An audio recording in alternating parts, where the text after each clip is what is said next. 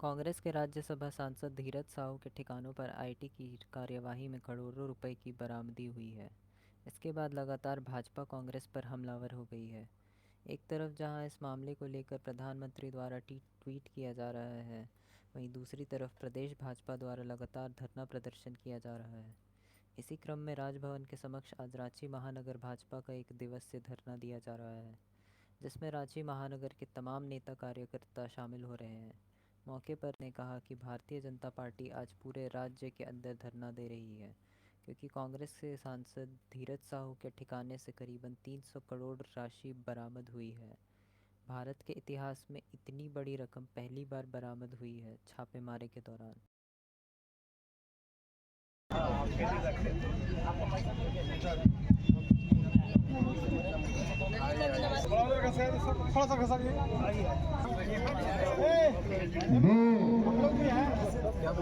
ग्रामीण रांची महानगर और जिसके संचालक महानगर के अध्यक्ष मंच पर कहा कि भारतीय जनता पार्टी आज पूरे राज्य के अंदर धरना दे रही है, क्योंकि कांग्रेस के सांसद धीरज साहू के ठिकाने से करीबन 300 करोड़ राशि आज पूरे राज्य के अंदर धरना दे रही है।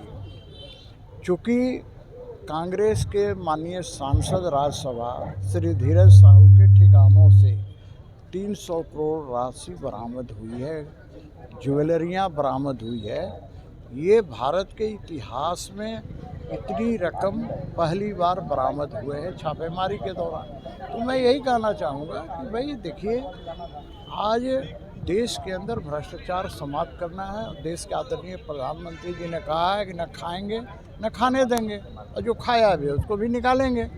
तो भाई देश में भारतीय जनता पार्टी की सरकार है। जब देश के अंदर सुचिता लाना चाहते हैं, भ्रष्टाचार मुक्त बनाना चाहते हैं, तो इसके लिए तो एक कार्रवाई हो रही है और इसी के विरोध में हम लोग धरना दे रहे हैं। अब इसके कारण कांग्रेसियों में बड़ा मायूसी का माहौल है, लेकिन इतने थेथर हैं कांग्रेसी लोग कि उनके ऊपर कोई फ़र्क नहीं पड़ता है, क्योंकि ये तो उनके डीएनए में ही है, लूट भ्रष्टाचार। तो मैं यही कहना चाहूँगा कि भारतीय जनता पार्टी आज धरना के माध्यम से महामहिम राज्यपाल के पास धरना दे रही है, और हम मांग करते हैं कि इसे ईडी को हाथ में लेना चाहिए और एक एक पाई का हिसाब लेना चाहिए। रिपोर्ट्स के अनुसार ये गिनती 500 करोड़ रुपए कैश पहुंच गई है और 1000 करोड़ की अघोषित इमूवेबल प्रॉपर्टी, जो अचल संपत्ति जिसे कहते हैं, उसकी संभावना जताई जा रही है।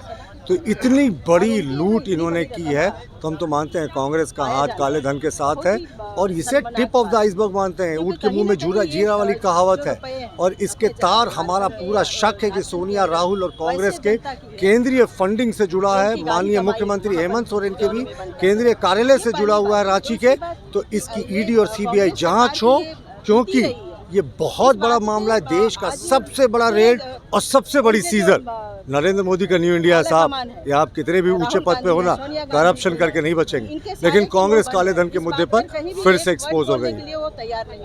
ये जो मोटी रकम अभी आप 500 करोड़ तक का जो पहुंचने जा रहा है, उसका पकड़ा जाना एक संसदीय ये के लिए बहुत ही शर्मनाक बात है। और वो भी किनके यहाँ? वो राज्यसभा के सांसद धीरज साहू, उनके यहाँ से पकड़ा जाना। तो इतनी बड़ी रकम, आखिर वो रकम किनकी है?